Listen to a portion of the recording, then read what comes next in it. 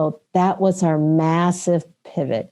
So we went from 330 people to 15. Can you imagine?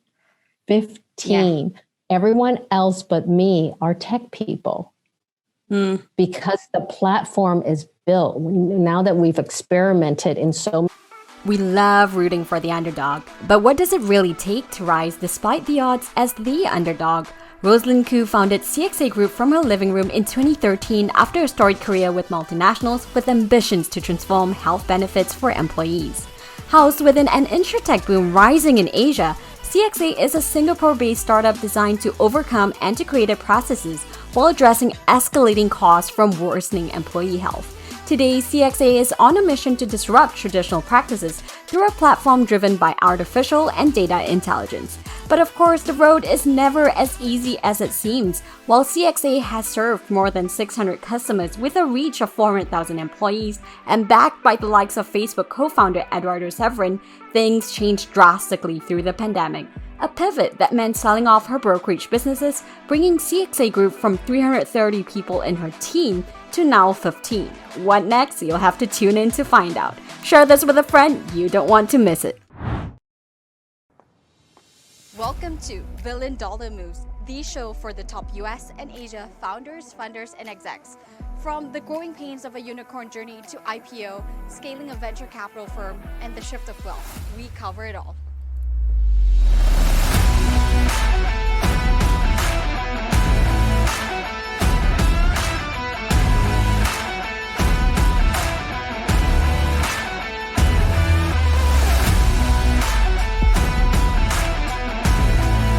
Good afternoon, everyone. It is such a pleasure to be back here.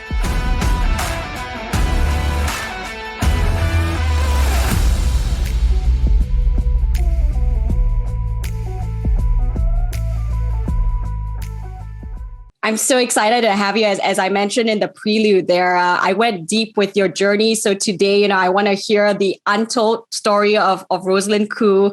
We're here really to learn, not just about sort of the business aspect of it in terms of expansion and in terms of how you're growing through venture capital, if you're thinking about it, but really also your personal journey as a leader and sort of the billion-dollar moves that you've taken in your life to get you to where you are today. So let's start from the very, very beginning here in the first part of your career. Your father got on a dragon boat to go to Mexico and then ended up in San Francisco and then somehow married your mother at the age of, was it 59, did you say? My father was 59 when he married my mother. Right. And he decided one day to have a family and get started and decided to give himself up to Amnesty, actually, right? So tell us a little bit about that, and more importantly, how that story of your father and mother has shaped you. So my father was on a dragon boat, but he got to Mexico, swam up the border, right? Made his way to San Francisco, Chinatown, and he hid for 40 years as an illegal immigrant. So worked every odd job. And when he was 59, he decided he wanted to have children, but didn't want to marry any of the women in Chinatown because they were not legit. So he gave himself up for Amnesty. And if you did that now, right, you'd be sent back to Mexico, even though he was from China.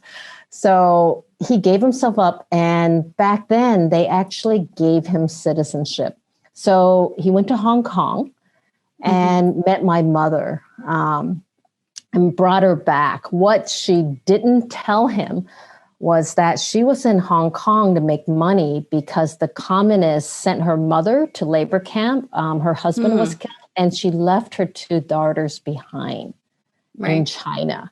So she didn't tell him that she was married and had kids. So they got to San Francisco. I was born. My father by then was 61, right? Yeah. Pre-Viagra, way pre-Viagra back then. And we're going there. Okay. 2 brothers, right, were born. And that's when my mother told him, after the sons were born, she thought it was safe enough to say, by the way, I was married. I have 2 daughters. Can you please send them here to the US. And by then we had moved to Los Angeles. Right. My little sister was born, and my sisters immigrated to the US. But unfortunately, they got there during the Watts riots. That's the only place my family could afford a home. Right. They didn't know it was the middle of the ghetto, and we were the one Chinese family. So during the Watts riots, we were the very different family. So my father was outside with the police to keep the rioters from, coming into our house. So that's how I grew up. Right. So my sisters ran home from high school, and what they said was, we want to go back to China. America is not better than China, than what we're used to. Right. Because that was their first experience. So, we grew up bullied. Right. We were the picked on family because we were the one non-Black family. We're the bottom of the totem pole because you're different. My sisters didn't speak English. I didn't speak English, so we had to climb up from the bottom. But it shaped me because I run really, really fast. Right. Because that's how I learned. They cannot beat you up if you run away really, really fast. Right. I try never to look anyone in the eyes. Try to keep to myself. But we became really scrappy. So, when you struggle like that and you're trying to just survive and not get beaten up, you just learn a certain drive because we wanted to get ourselves out of poverty in that neighborhood. Right. And you somehow ended up at UCLA. Was it that drive, sort of thinking that education would be your ticket? How does someone from that sort of upbringing, with poverty and running for life literally almost every day, how do you get out of that mindset? So it's another accident. I babysat, I clean houses. And the first really nice house I've ever seen, I wanted to find out, what do you guys do, right? There's no graffiti, you're up in the hills, right? It's 2 stories, you have a car. And so the father told me he was an engineer and he went to college. So I decided I am going to college and I'm going to be an engineer, whatever that is, because you have a nice house. And so no, my mom never talked about college because both my parents were illiterate. So it wasn't something we aspired to, but that one house and that accident got me to college as an engineer.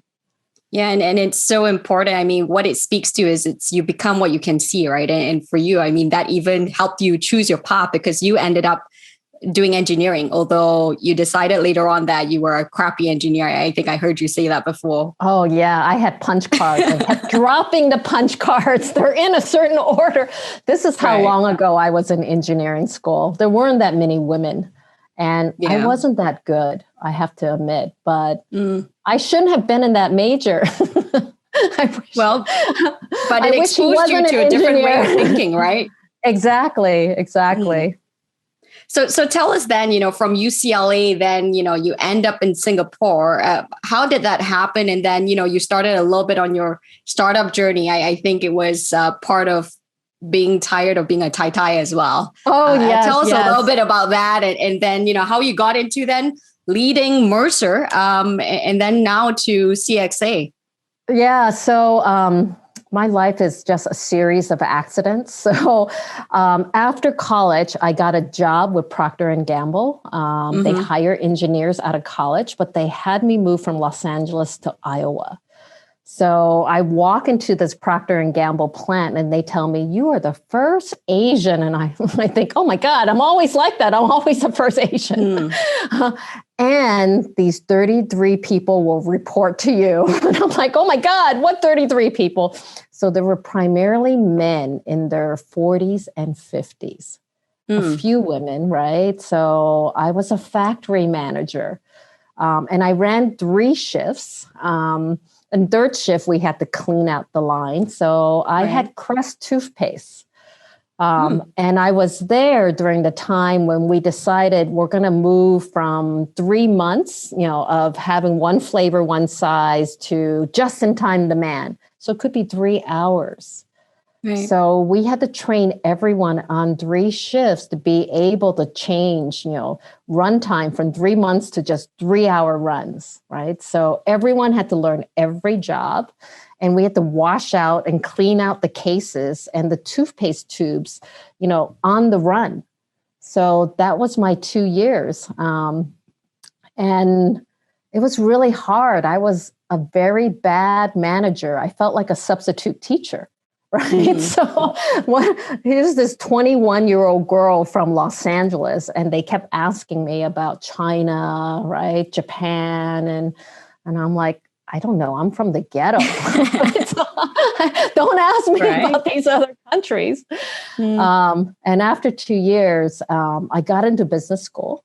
I had a free ride to Columbia. I moved to New York and worked in banking for 8 years. I had to decide between 2 different jobs. I had 2 final offers that I really liked. One was to be to work in a nonprofit, to work with juvenile delinquents because I was one and I could relate.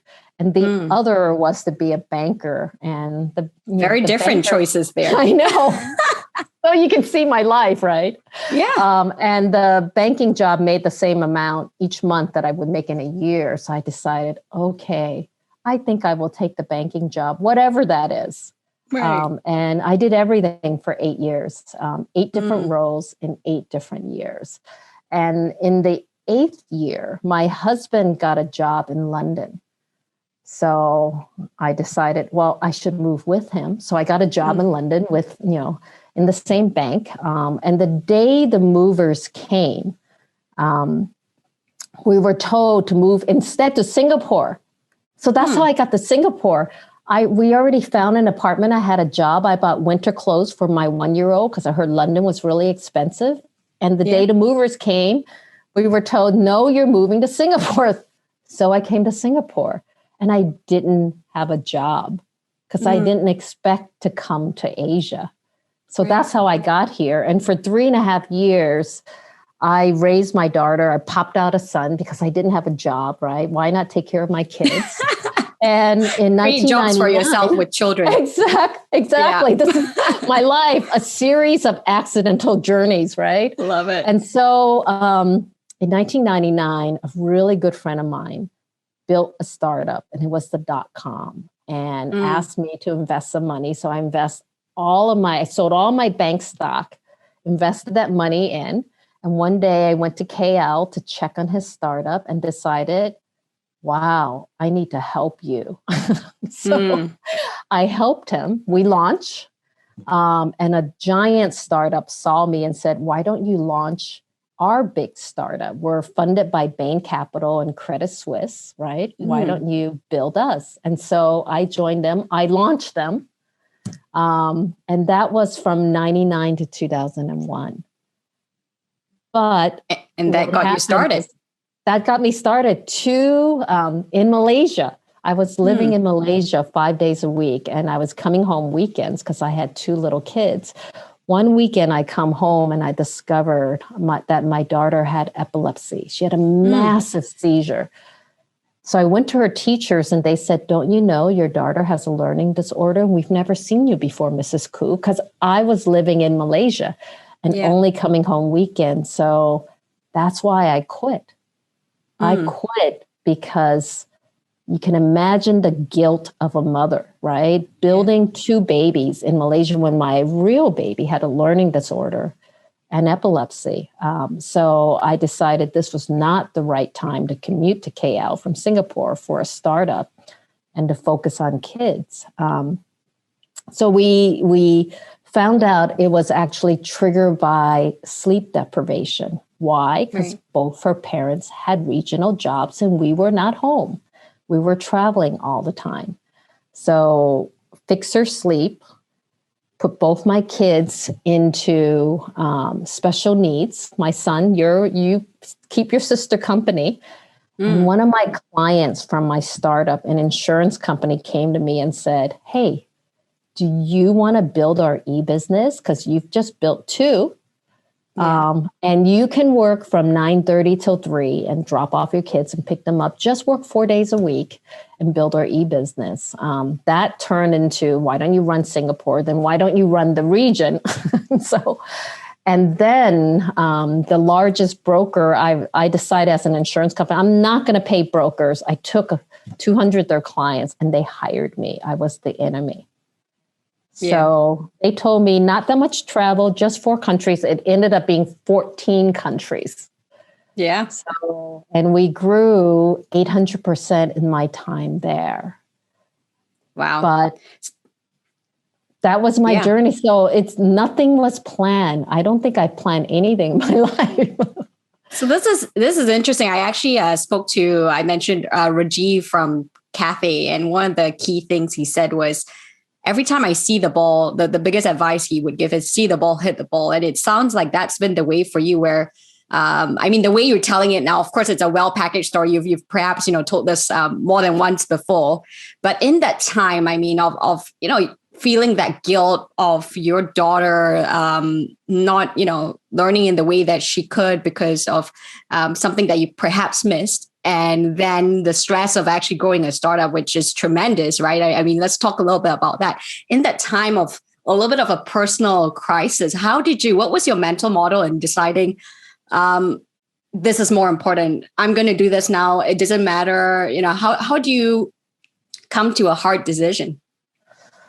Oh, it was really hard. My husband didn't even think about quitting. I have to tell you at that time, he was, because he was building Asia Pac from his New York firm. Right. So there was no thought of him quitting. I had my mom here from Los Angeles, but she's 60 years old taking care of my babies. So no, I saw no choice but to focus on my kids because I didn't know, I was so deep and so obsessed with my startups that's all I did. Right. Until the guilt of the mother, right? That was a come to Jesus moment for me. Mm. And this is interesting. The fact that your husband didn't even think about him taking a step back, right? And I want to get to the point of just women always being the one that takes the step back. How do you think about that? It sounds like you did a little bit of that. Was it because it felt, startups are not that serious at that time? He was the stable one. Was there a conversation at home? This is important. We don't talk about this, right? Partnerships with someone who's an entrepreneur is really hard. The sacrifices, the stress. How did you decide this between both of you in the household? So there wasn't even a conversation, right? I just decided, okay, I've launched it, right? We've gotten it really far. And look, I'm the mother.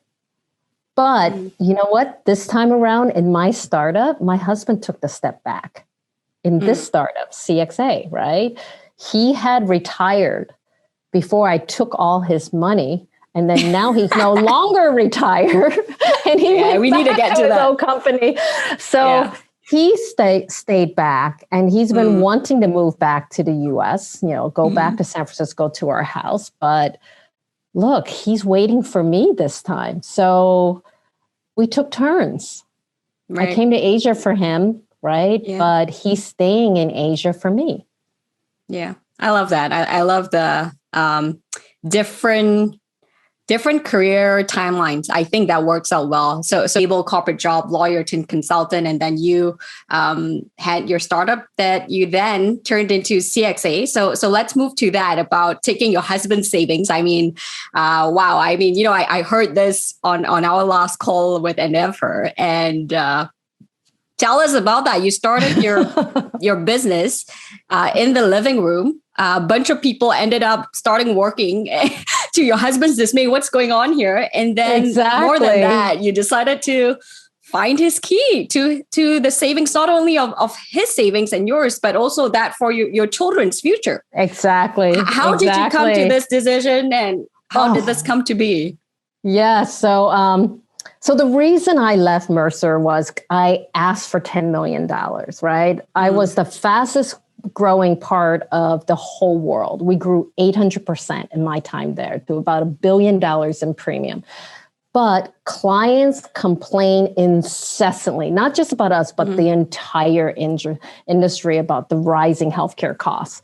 So I knew how to fix it. I just needed 10 million. They had everything else, the brand, right? The footprint. They just needed technology because everything was manual. Right. So they never said yes. Rosaline, before that, tell us a little bit deeper, because I mean, the audience wouldn't know the particular problem that you were trying to solve there with Mercer, in terms of the client's complaints. What was it specifically that needed that $10 million? What was that uncharted territory? So every year, insurance premiums would rise double digit in Asia. So at least 10% a year, and it's not controllable. And then at the same time, your employees are getting, worsening health, and everyone has the same benefits no matter what, right? And it's all paper. You spend a lot of money out of pocket. It's very antiquated, right? There's no personalization. So I wanted the tech to be able to personalize to each employee, but also directly integrate the entire ecosystem to the clinics, the doctors, get rid of all of the middlemen, digitize insurance. Here in Asia, you have to submit a hospital receipt. It's like 10 pages. It's an actual receipt, right? So, and will you ever be reimbursed? You don't know. It could be months and months and months. But what if it's all digitized? And the insurance company can integrate the hospitals and the clinics and the teledocs and the health screening. But what if we can also shift some of that money into prevention, right? Instead of waiting till people get sick, what if we can detect that you have diabetes super early and can manage that instead of waiting till you're super sick? I actually had a Chinese client. And what they said to me was that, you know what? We bought insurance and we found too many late stage cancers. Yeah. It's too late. Why couldn't we, because we also get the health screening, why couldn't we do early detection and manage that? Why can't someone consolidate the health screening and the insurance and the prevention and the chronic disease management all in one? So, why is it all separate? Why is it sick care? Why isn't it prevention? So we figured out how to digitize, how to reduce the cost of insurance and doctors, because there's so many middlemen, right? And why do you need to see an agent or a broker, or why do third-party administrators connect the clinics and doctors? Why do insurance companies have a man with a pen, sometimes a pencil, because you make a mistake, to do pricing? They call it sharpening your pencil because it's not automated, right? It's an actual pencil. So I decided, look, technology's here, and why don't I do this for the industry? So the fifth year, when they said no again, I decided to quit and come up with the 10 million myself.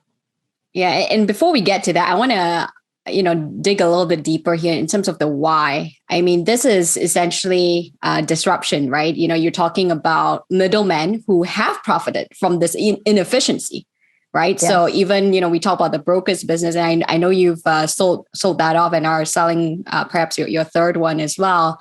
But talk to us a little bit about, resistance in a corporate and how you thought about that, to say that this will change and I'm going to be the one to disrupt it, to be so courageous and bold with that conviction. How did you come to that?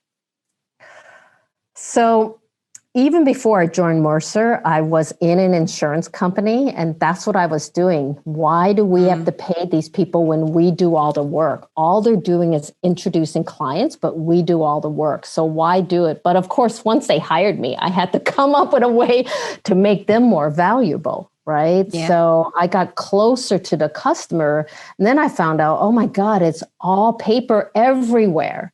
No one's using data. Right? The only data is used is to increase your cost the next year, right? You had too many sick people, so we're going to increase your cost. So employers and employees bear the burden. But since I had worked in startups before and in New York, one of my jobs in banking was to run retirement, where we had technology for the 401k, right? Yeah. For companies and employees. And the disruption there was, it's not based on a fixed sum, it's based on how your mutual funds do, right? So you bear the cost. And so I built the 401k of healthcare. Right? There's a fixed wallet. You're responsible for your health, but you decide how to spend it on insurance, on early detection, on prevention, on wellness, right? Why can't I connect all the pieces so someone can do that and take personal responsibility, but help the companies figure out if it's primarily obesity and diabetes, can we bring those programs in and help the insurance companies actually build something digital from sales all the way to the supply chain to pricing. Right. It's not that hard. Every industry has done it, but no one wants to do it because you have to connect the village in every country, right? How did you get started there? Yeah. And that's a hard thing, right? I mean, in Asia, it's also very fragmented, right? It is. There are totally different parties not talking to each other. And that's the reason, right? Even today, actually, you talk about data, even the COVID management system in places like Malaysia, there's been a lot of talk about how inefficient, how, they call it big data, but it's not really, right? How are we, have we advanced since you started? And how did you even get started on that journey of convincing people this is the right thing to do? I mean, now it sort of makes sense, right? Like, you should have done this. But hindsight is always 2020. How did you, as the entrepreneur, when it feels like the world is against you, how did you start building and building and building? So the first thing I knew was that I needed to own a broker, because only with clients can you convince an insurer there's something for them. So at that point in time, you couldn't apply for a license. You had to buy one, right? Yeah. So that's where the accidental money came in, right? So to buy one, I had to go to the regulator, and they said, look, you have to be the sole shareholder, because I actually had a backer, a PE firm that was going to back me. They said no, because PE firms will strip out our little SME brokers and sell it off. So you have to be the sole shareholder. So I said, well, sole shareholder, does that mean I can use my husband?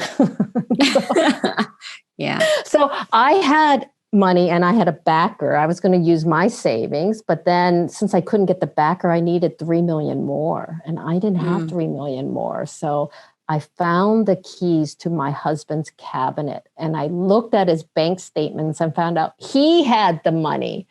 Yeah. So I had to convince him to give me your money, my money, and I'll take out a loan for 5 million, and we have the 10 million to buy this broker and to build a platform. So it was only because the regulator told me I needed to be the sole shareholder. Understood. Now they wouldn't do that. Right. But they did back then. So at that point in time, I had to use up all our savings.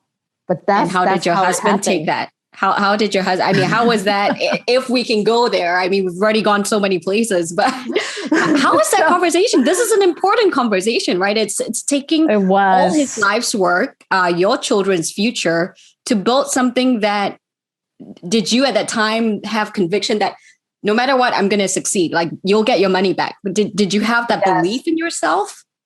I did, because I was the industry veteran, and we were the largest in Asia. We were 50% bigger than the number 2 across Asia by the time I grew it. So I knew we could do it. The one question I didn't know was, would they buy from a no-name, right? Versus the biggest brand, right? Because that matters, right? Would they buy from someone that works in their living room? No, they don't. Well, they didn't have to know. Yes, but if we are 10 times better than the globals, would they buy it? So what I told my husband was, look, I can always sell this broker and give you your money back. So no matter what, I am buying an asset. And as long as I can grow it, I can give you your money back. So that was the promise I gave him. So yes, we have paid him his money back. Good. I'm glad. Well, he was your first investor in some way, right? I mean, the fact that you invested in yourself, I think that's, and that helped you with financing as well, right? I think you mentioned this before. A lot of actually, I'm in the fund management business, and a lot of the limited partners that invest into funds, part of it, they call it the GP commit, where they want to see the fund managers put stake in the game, right? Yes. So that's definitely what you did there. Interesting. So you bought Pan Group. That was the broker that you first brought, right? Yes. And that was in a way, actually, I was thinking about this, your step into the market. It was a go-to-market strategy in some way, because you also got them to have the platform, right? And then that was your way to test the technology in some way. Tell us a little bit about how you expanded from there. What was then the next step? So we did build our technology. They used to have a lot of SMEs, but I added, the global 500, the Fortune 500 companies, because I was able to win large tech companies, large banks, large manufacturers. All the people who complained to me before, when I finally solved their issue, they came over at the same price, right? So the offering was, if you buy insurance from us, you get this platform for free that does all these things, right? Even though we're not a global company, but they came. And so I decided, okay, now that was our first market. We can prove it in Singapore. And the good news about Singapore is they're the regional headquarters for lots of firms. So they can decide if they're happy to give us their other countries. So I decided the second market was an even larger market, Hong Kong, because it's even richer, and China. So 3 regional headquarters. These are the 3 largest employee benefits markets. So if I get a foothold in these 3, then I can actually take the largest clients from the other brokers and solve some issues. So we decided, okay, why don't we start first with the brokers and win the largest companies? And that's what we did. And that's how we actually got funding. So not only did I have, a stake in by putting in my own money, we actually grew really fast and took giant clients away from the globals. And so we did a Series A and then a Series B. So we found funding along the way. Yeah. And how did that sort of, what you initially, when we started this conversation, you said, as a no-name brand, that was your number one concern, right? Even with the same pricing, how are we going to, especially in insurance where there is some inertia, right? There are clients that have been with a certain brand for the longest time and legacy systems exist, How do you win over, from the globals, the big brands as a no name, and how did you approach that? What was your acquisition strategy? So it was really hard. I didn't know how difficult it was, right? Even if you're 10 times better with the tech, you're still a no name. But eventually we took 500 companies away and 1 million users, right? But it took and in what time frame? Yeah, I was going to ask that. In what time frame? So that took us about 5 years. Wow. So 5 hard years, enterprise sales, right? Learn the tech, use the tech. And the tech, it was hard to convince. First, we had to convince the insurers, but the only way to convince insurers is you win a giant client, they're going to bid. They want to be the insurer. Then we had to convince the clinics to integrate them, the health screening, right? And to integrate, they have to build APIs and we have to build APIs. So you're, being a no-name brand, how do you convince them? You have to have a giant client that wants it to pay all the parties. So I had to win clients as a prerequisite to even build the ecosystem, because no one wants to integrate with you unless you can show that you can get bigger than the globals. Yeah. So with a chicken and egg situation like that, right? It's sort of, you need to build the ecosystem, but you need a client first. Yes. How did you think about that? And what was your first big break, in that 5 years? I mean, I'm sure it was a hard journey, but what was your first break, which gave you the conviction to say, okay, we're on the right track. Okay, let's do this. So we won one of the largest tech companies. That was our first win. Big brand name one. Secondly, we won a large bank, right? Banks have so much inertia with their insurance, but we were able to win them. And then we won the largest manufacturer in Singapore. So and how did that was happen? in our first year. Wow. How did that happen? Three clients were the biggest complainers at my old firm. And my old firm could not solve it because they didn't have the technology. So once you have the technology and you're able to do things that they were not able to do before, they were able to convince their procurement to move. Right. And what was this specifically? So I decided to pick one from each. Right. And what was this pain point specifically? I mean, I hear you loud and clear that it's a great gem, listen to your complainers, harp on them and solve their pain points. What were these pain points at that time? So the bank wanted to be able to integrate their health screening with their insurance data. And the clinics, so you understand what the diagnosis and the drugs are with health screening and the HR data. So no one did that because there was no data. So we had to build a platform so that they could understand age, gender, diagnosis, drugs, health, right? Once you know that, then you could figure out, okay, this is pre-diabetes. This is what we need to do to actually help someone get healthier. So that was never done before, to integrate these different points. But to do it, I had to integrate directly to the health screening labs. I had to integrate directly to the clinic software. I had to convince doctors to let me integrate because they don't want to build an API, right? So I had to win the biggest clients in order to do that. I had the HR data because I was able to build the ability to upload from payroll. So the ability to take these disparate pieces and digitize it was huge for them. So if no one else in the industry does it because they're just using a piece of paper, right? And there is no platform. This was a major change. But now if you have a wallet and you're able to decide how much insurance do I need? I'm married to someone that covers the whole family. So I'm going to use his insurance, but I'm going to free up money for my kids. I'm going to free up money because I want to go to the gym and do yoga, right? And do pediatrics, right? Not buy so much insurance for the whole family because my husband's already covering me.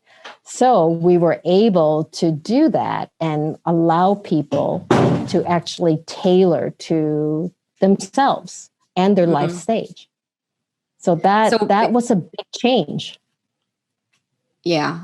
And this is exciting. So essentially what you've built now, and let's go into your next journey of pivoting, but it's essentially a menu of options for the employee, right? Exactly. So you can go to the gym and I've seen the hashtags where employees, do the fit challenge and among them, are competing to be healthy, which is fantastic. And they get more money in their wallet. So they get more money in their wallet if you win the health challenge, right? Yeah. Or if you lose weight, right? Or if you quit smoking or you improve your diabetes. But now you can figure out what could be done, right? And all of this is digitized into one app, but insurance doesn't work that way. Yeah. And this is interesting. I mean, you surely weren't the only one thinking about this disruption. What's the landscape like and how has it evolved? And let's go into now, through the pandemic, you've made some big decisions as well. Yes. So there were different types of competitors, brokers, the big ones. Teladoc came in, but they don't have any insurance. The third-party administrators integrated the clinics, but they still don't link it to selling insurance. They're just like processing the claim when you go to a clinic or a hospital.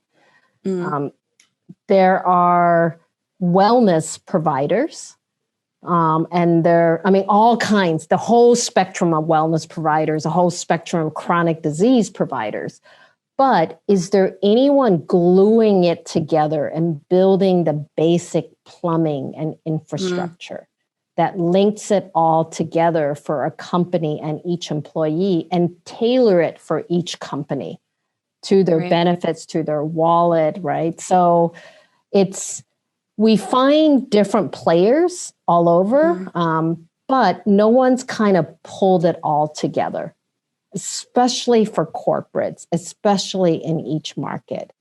So I do expect people to come in, but no one has yet, maybe because they noticed that it's so hard. It's hard for us. And continues to be an advantage, right? I mean, it reminds me a lot of, I'm reading Jeff Bezos now on the Everything Store, which is a great book by Brad Stone. And that's part of his story, right? Where he started off doing one part, right? Getting the books and then building the plumbing to enable that whole ecosystem. And year upon year continues to innovate and actually has a big paranoia about competition and what next. So now for you, as you're thinking about, how the pandemic has changed things, it's forced you to make some very hard decisions, lay off some people. Talk to us a little bit about that. Yeah. So COVID, of course, shocked all of us. What happened in Singapore and Hong Kong was that no one wanted to see our brokers, right? It's such a face-to-face business. In China for 2 months, right? No one wanted to see them, but then China, got in control of the pandemic pretty quickly, and then it started growing. So that was so revealing for us, right? The future is not the face-to-face business. At the same time, we actually won some big insurance companies. So while we were building the brokers, we decided, okay, let's productize what we built. And for banks and insurance companies, no one is chasing the SMEs, right? Because they're so small. So why don't we productize what we built for the largest multinationals, and insurance companies with their bank partners can sell it to the SMEs. Same thing, but a productized version, right? Except if we get rid of all these middlemen, insurance is cheaper, doctors cheaper. What SME will say no to cheaper, right? That's all they care about, cheaper, more for cheaper, right? So that business took off during the pandemic for us. The business that's purely digital, where we don't chase after clients. The banks already have these clients. They already have hundreds of thousands of SMEs, and the SME employees can use this for everything they want, except it's productized. So why don't we build a SaaS model? So during the pandemic, our face-to-face business just stalled, and our digital white label business just took off. So we decided sell off the brokers, right? Because the future will not be face-to-face. This really revealed to us this is the future. Why don't we white label not only in Asia, but in Europe? Because insurers are just really paying when someone gets sick. And you know what? That happens around the world. In every country, people get sick, right? But no one's integrated the ecosystem, and our platform you could change language, you could change currency, you can change insurer, you just integrate to different teledoctors, different health screening, different wellness providers, right? So different payment gateways. So why don't we do that? So that was our massive pivot. So we went from 330 people to 15. Can you imagine? 15. Everyone else but me are tech people. Because the platform is built. Now that we've experimented in so many countries and we had 1 million users, what SME wouldn't want what a multinational has, but cheaper? Buy your insurance, do prevention, do wellness, do step challenges, right? and have the same treatment. So that's what we pivoted our business into. And that gives me a good pivot into speaking about Europe. I see our guest coming on here from BPI France, Delavelle, to ask you a question. Fannie, over to you. Hi, Fannie. Hi, Rosaline. Thank you so much for having me here. And thank you so much for your great answers. It's really inspiring. To ask you a little bit more about your transition to the corporate world, to being a startup leader. I know, there's a lot of people today who don't want to spend their lives right in one institution. What were maybe some of the challenges, but also some of the good things that you took from the corporate world into your experience as a startup CEO? There's so many pros and cons of corporate life versus startup life. But as a leader in a startup versus a large firm, I spend so much more time making faster decisions. So the pace of a startup, it took me 5 years to get no's every year for 5 years. For me to go to an investor, right, is let the market decide instead of the bureaucracy. I find in a startup that your decisions and your impact is huge, right? So every decision matters. If I hire the wrong leader, it impacts a startup so much more, right? So culture matters so much more in a startup than it does in a big firm. There's no buffer, right? When you make a mistake with a leader, it infects the whole culture, it poisons everything. So I find that I have to correct my mistakes faster. So, and everything matters. The tech matters, the product matters, the talent matters, right? So I have to communicate so much more than I used to. Yeah, those are really interesting points in terms of where you like the pros and cons of becoming really a startup CEO. And you raise an important question on choosing the right talent. That's key, of course, in any organization, but especially in a smaller one. What are how do you make your decision making really when you hire someone? There's a valid excuse for every single failure. So I look for people that can overcome those valid excuses.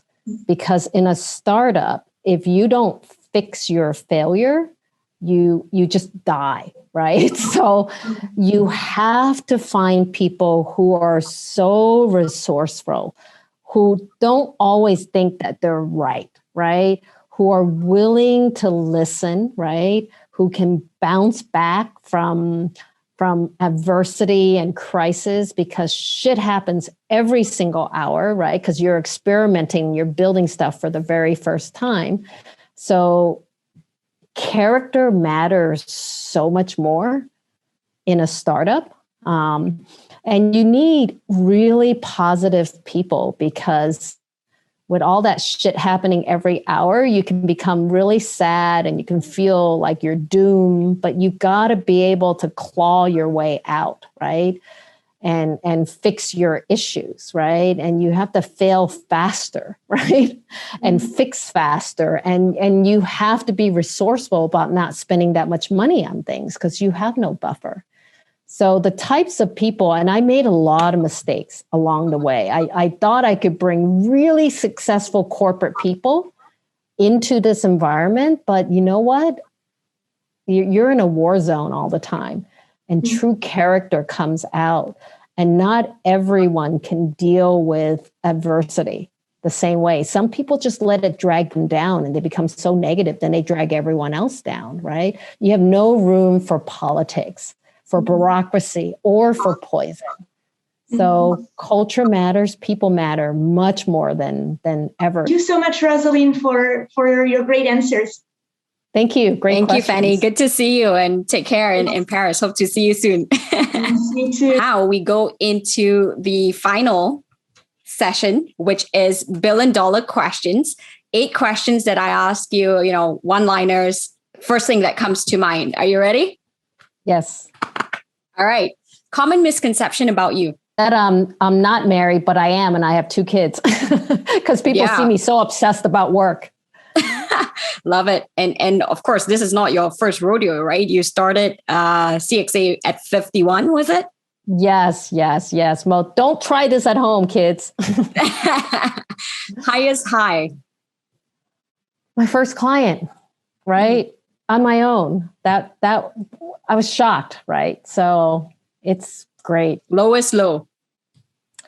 When I sold my broker, and the reason why is because 75 people followed me from my last 3 firms here. And you can imagine the sense of betrayal for me to say, I'm sorry, but I have to sell you off for survival. Yeah. Best mistake that you've made? I think going to Procter and Gamble at 21 and learning that I was so horrible gave me the drive to never be horrible again, right? That was such a failure in front of so many people. So I'm glad I failed in my first job on my first day. It drove me forever to learn management, and I swore I would be a better leader from then on. And that's a good segue into this one. What's the hardest lesson that you've had to learn as a leader? That I have to get rid of toxic people as fast as possible and not let it fester, because it infects everyone. And I lose good people if I don't make those hard decisions. So I need to make those hard decisions and think about the team and not just about me and that one person. Right. Common advice you've heard others give that you strongly disagree with? It could be in the industry, it could be generally as in leadership. I don't know. I'm not into making money. A lot of people want to build a startup to make money. It's never been about the money for me. It's always been about, we got to solve this problem. And if I can solve it, I will. So don't join a startup just to make money. Don't be a founder just to make money, because look, that's not going to help you when the shit hits the fan. Yeah. When you think of success, who do you think of and why? I actually think of my mother because, look, she left 2 daughters behind, and now she has all these educated kids and zealots.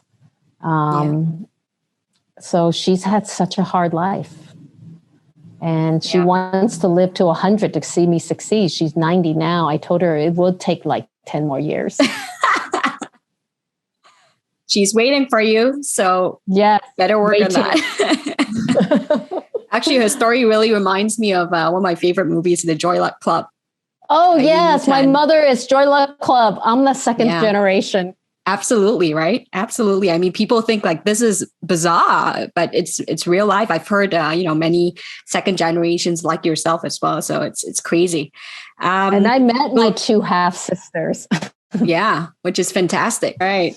Belief or habit, one belief or habit that has changed your life in a positive way. So I used to not sleep, not eat well, and not drink water because I didn't have time to pee.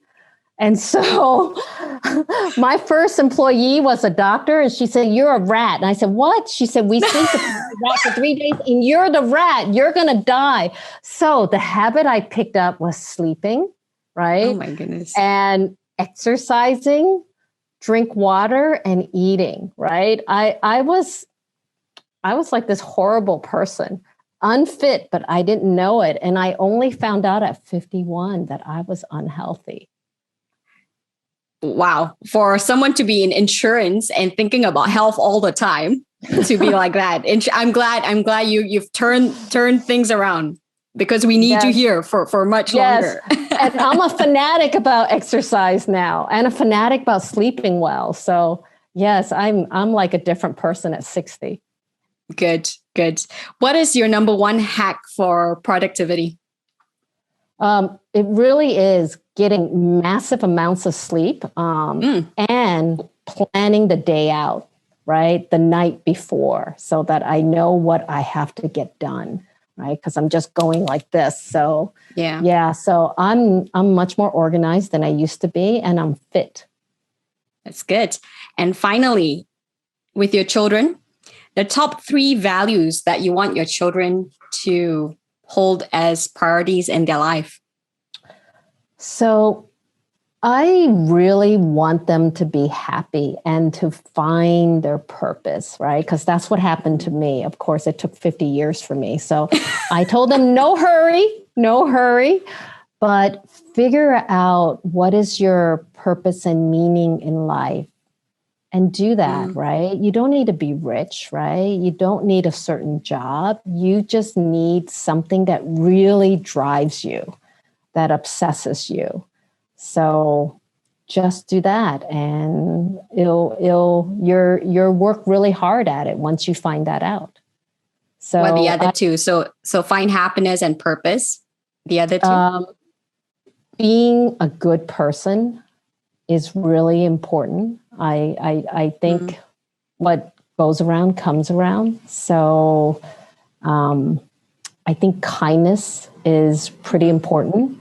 And I also think we should give back, right? Yeah. How do we help the next generation? And what are we here for? How do we make an impact? Yeah. Well, Rosaline, that gave me a great ending, because what you're doing with us right now in the last hour of just unpacking every decision that you've made, some of the mistakes and all that, is all about empowering and helping the next generation think, build mental models for them to succeed, the next generation of leaders, whether they're funders or founders. And I just want to ask you one last question just to end this. What's the vision for CXA now looking forward? Profitability, what's the timeline? What's the big vision to make that you've made it? Yeah, so our path to profitability with this new model is over the next 2 years. And after Asia, we would like to go to Europe. We have some investors asking us to go there, but we're trying to finish Asia first before we head over there. So go global.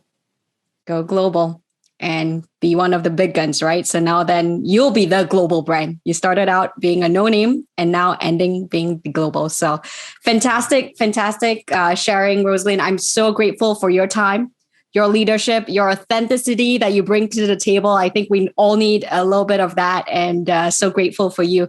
To all of you that are joining us, please be sure to share, like, and subscribe so that we can hear more great stories of the underdogs that are not so much underdogs anymore, like Rosaline. But Rosaline, thank you for your time, and I hope to see you in Singapore or the US very soon. Great. Good night.